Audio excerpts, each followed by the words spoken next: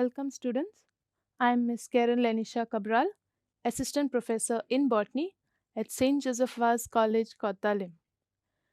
Today's lecture is for third year botany students, semester 5, paper code BOC 107, paper title Microbiology and Plant Pathology. Title of the unit Applications of Microorganism, module name Organic acid, that is citric acid and vinegar, module number 25. Outline Introduction to citric acid and vinegar, substrates and microorganisms used in fermentation of citric acid and vinegar, methods of citric acid and vinegar fermentation. Learning outcomes lists the substrates and microorganisms used in citric acid and vinegar fermentation, describes the methods of citric acid and vinegar fermentation. Now, when we say organic acid, in this module, we will learn about citric acid, and the other one that we are going to look at in detail is vinegar. What is citric acid? Citric acid is a weak acid, it's a weak organic acid found naturally in citrus fruits such as lime and lemon. It is an intermediate of citric acid cycle which occurs in metabolism of all aerobic organisms. It is widely used in food, beverages, and pharmaceutical industries as flavoring agents and natural preservative and as an acidulant.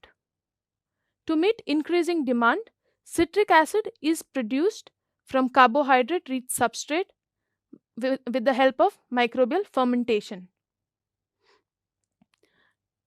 Now, this is the structure of citric acid and the formula. Coming to the substrates that are used in citric acid fermentation. Now, the substrates are of two types. First one is a low ash content substrate, and secondly, or a high ash content substrate can be used. Now, the examples are mentioned here. Coming to the organism that is used in citric acid fermentation, we can make use of yeast, bacteria, or fungi. Now, a few of them are listed here over here. Coming to methods of citric acid fermentation, industrially, citric acid fermentation can be carried out in three ways. First is a surface fermentation or submerged fermentation, and the third way is solid state fermentation. Let us look at all these three types of fermentation. Now, in surface fermentation, the substrate is acidified and the pH is maintained to 6 to 6.5, and then the substrate is heated to 110 degrees Celsius. It is then cooled, and now conidias are added to the substrate and then incubated at 30 degrees Celsius. The conidia germinate to form a blanket of mycelium which floats on the surface, and this fermentation lasts for around 8 to 14 days. After this, the mycelium is recovered and citric acid is extracted. In the second method, we have the substrate that is used is beet molasses along with some nutritive salt, and the pH is maintained between 5.5 to 5.9. To this again, to the substrate, germinated conidias are added, and it is incubated at a temperature of around 32 degrees Celsius. The hyphae develop to form mycelium, and now what happens? The pH drops to around 3.5. Now, in the second method, the fermentation lasts for 6 to 8 days, much lesser as compared to the previous technique. Again, here the mycelium is recovered and citric acid is extracted. In the third stage, in the third method, here the substrate that is used is sugarcane bagasse, which is soaked in water, and the excess water is removed, and then this substrate is steamed, and the pH is maintained to around 5, in a range of 5 to 5.5. Now, to this substrate, conidia are added, and incubated at a temperature of around 28 to 30 degrees Celsius. Now, the conidia germinate to form mycelium, and the fermentation lasts for around 5 to 8 days. Again, the mycelium is recovered and citric acid is extracted. Now, looking at the extraction, after all these processes, the last step is extraction of citric acid in its pure form. So, the broth is filtered, and to that filtered broth, magnesium free calcium hydroxide are added to precipitate calcium citrate. Now, this precipitated calcium citrate is then filtered again, and the filtered cake is treated with sulfuric acid in order to precipitate the calcium. Now, diluted solution containing citric acid is purified with activated carbon. Now, the purified dilute acid is evaporated to yield crystals of citric acid. Coming to the next organic acid, that is vinegar. Vinegar is something that we all use in our food. It has the sourish taste. So, what exactly is vinegar? It is an aqueous solution of acetic acid and trace chemicals. Now, vinegar contains approximately 4 to 8% of acetic acid. Now, the word is derived from a French word that is vinaigre, that means sour wine. It contains vitamins and other compounds such as riboflavin, vitamin B1, and mineral salts derived from the substrate used that impart vinegar its distinct flavor. Vinegar is used as a flavoring agent in cooking, that is in salad dressing. It is also used as a preservative and as a disinfectant. And this is the structure of acetic acid and the formula.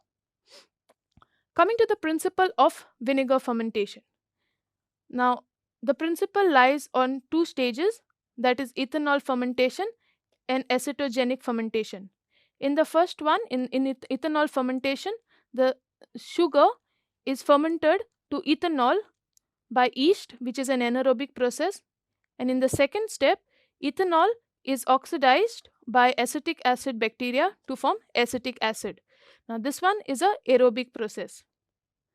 Now, the substrates used in vinegar are carbohydrate sources such as fruits, vegetable syrups, and wines.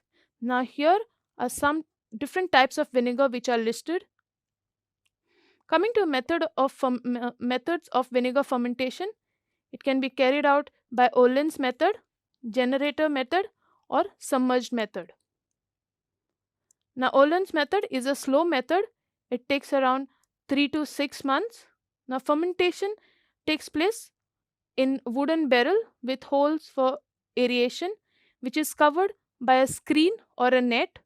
And to this, the mother vinegar, that is Acetobacter species, is added to substrate and it is allowed to ferment. Now, the vinegar, once it is ready, it is drawn through the holes in the barrel. In the generator method, it is a faster method. It lasts for around 3 days. It is carried out in 3 days. Fermentation takes place in a tall oak vat filled with vinegar moistened bench, wooden shavings through which substrate is trickled. Now, air is blown through holes in the vat and the resultant liquid is diluted and then distilled. The third method is submerged method, which is a faster and an efficient method which can be completed in around 18 to 24 hours. Fermentation takes place in stainless steel tanks, that is called as acetators, filled with pumps. Now, air is bubbled. Nutrition promote growth of Acetobacter species on oxygen bubbles, and the resultant liquid is then filtered. And coming to the last method that is used traditionally, that is in locally how people produce vinegar. Vinegar fermentation is done from palm toddy.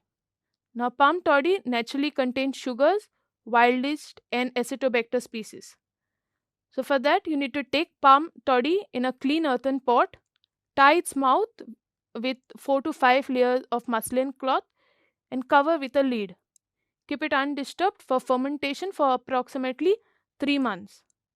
Now, initially, a thick scum that is known as the mother of vinegar is formed on the surface, which later on sinks at the bottom, leaving a clear liquid, which is your vinegar.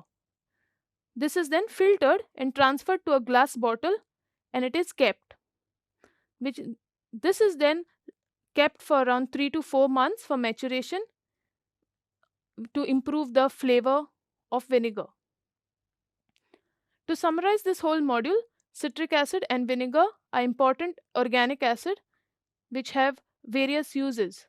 Citric acid is produced by three methods, namely surface fermentation, submerged fermentation, and solid state fermentation. Now, citric acid is then recovered from the fermentation broth. Vinegar as well is produced in three methods, that is industrially, that is Olin's method, generator method, and submerged method.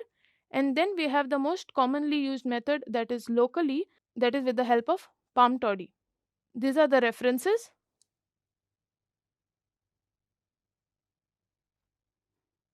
Thank you.